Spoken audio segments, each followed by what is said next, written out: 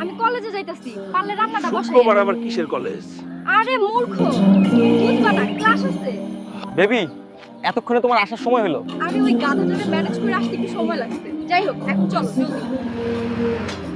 কি করছো না? তুমি আমাকে পাট খেতে কেন আনলে? আরে বেবি, আগে চলো, পরে দেখো। প্লিজ, এসব এখন না।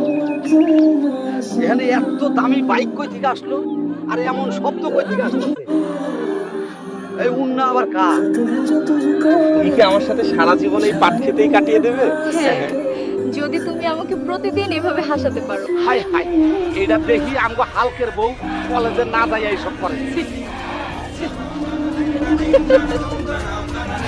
বাডা হাল, তুই এখানে রান্না বান্না করছো, ওইদিকে তোর বউরে দেখলাম পাট খেতে একটা পোলার লগে আকাম করতেছে।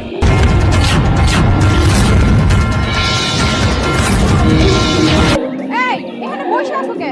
ভাতটা কি রান্না করছো? কি গো, কি হইছে? তোমার মন খারাপ?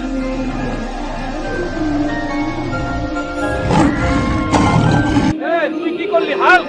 যে নারী এত ভালোবাসার পরেও অন্যের সাথে পরকিয়া করে, তার বেঁচে থাকার কোনো দরকার নেই।